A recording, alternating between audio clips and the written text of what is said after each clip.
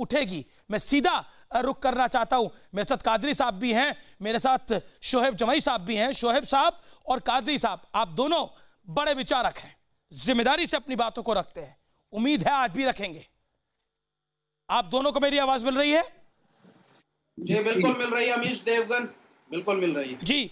शोएब जमाई साहब, मेरा पहला सवाल आपसे, जफरुल इस्लाम किस हक से अरब देशों को शिकायत करते हैं? और मौलाना साद, दूसरा पॉइंट, मौलाना साद का कोरोना टेस्ट अगर सही है तो दिखाते क्यों नहीं है? हमारी खबर यह है उनका कोरोना टेस्ट पॉजिटिव आया है, इसीलिए छुपाया जा रहा है। ठीक है, दो तरह के आपके सवाल है, एक तो अल्पसंख्यक से रिलेटेड अरब वाले देशों का, और दूसरा जमात का। मैं दोनों का एक एक बारी बारी से जवाब दूंगा। देखिए, जफरुल इस्लाम साहब के खत आने से पहले ही United States Commission for inter religious freedom ने अपनी रिपोर्ट जो है वो सालाना दी थी, जिसमें 16 सालों के बाद भारत का नाम आया और उन्होंने 14वें स्थान पे डाला है कि भारत में अल्पसंख्यकों के साथ उत्पीड़न हो रहा है। और ये काउंसिल, ये कमीशन क्या है?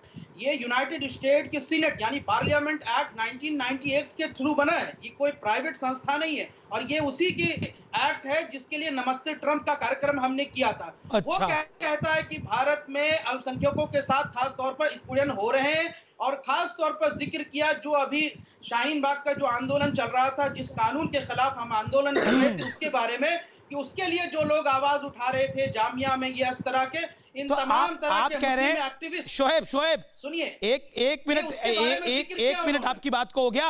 मैं आपको 10 सेकंड के लिए माफी चाहता हूं, रोक रहा हूं, मैं बीच में काटता नहीं हूं। मैं आपसे ये जानना चाह रहा हूं शोएब भाई, आप कह रहे हैं कि जस्टिफाइड है अरब देशों को शिकायत करना, भारत की शिकायत अरब देशों को करना जस्टिफाइड है? नहीं, मैं इसको रिवर्सल फॉर्म में लेता हूं। अच्छा बताइए, रिवर्सल फॉर्म अपना बताइए जरा, जिस तरीके क्या नया तरीका लाए हैं इसको अब बचाव करने का? मैं बता रहा हूं, जिस तरीके से हम भारतीय होने के बावजूद पाकिस्तान और बांग्लादेश में रह रहे अल्पसंख्यकों की फिक्र करते हैं, इंसानियत के बुनियाद पर और मजहब के बुनियाद पर करते हैं, किसी नेशन के बुनियाद पर नहीं करते, क्योंकि वो हमारे हमवतन नहीं है।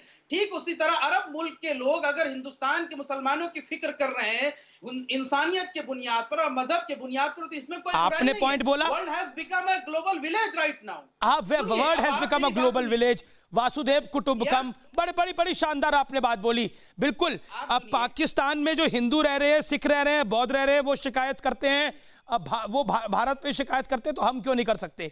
जहां में जनसंख्या उनकी 1% रह गई हो, और यहां पर ईश्वर की दया है, अल्लाह का करम है आपकी शब्दों के अंदर, जनसंख्या बढ़ के 27% या 20% के पार हो गई हो, तो फर्क नहीं है दोनों के अंदर। आप कैसे मुकाबला कर सकते हैं भारत और पाकिस्तान का? भाई अमीश देवगन, वहां पर प्रताड़ित है हिंदू, वहां पे प्रताड़ित है सिख, यहां पे प्रताड़ित है मुसलमान। क्या मजाक कर रहे हैं आप जनाब? अगर प्रताड़ित होते तो ऐसे बहस करते आप?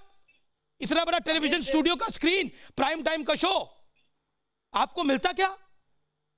अमीश देवगन, आप लोग मुझे गाली देते हैं ट्विटर के ऊपर, मैं आपकी बात नहीं कर रहा, मैं उस वर्ग की बात कर रहा हूं जो गाली देता है। वो गाली देता है, मेरे को धमकी दिलवाता है, मैं तो आप सबको इनवाइट करता हूं बात बोलने के लिए, लेकिन सोचिए आप कंपैरिजन किससे कर रहे हैं?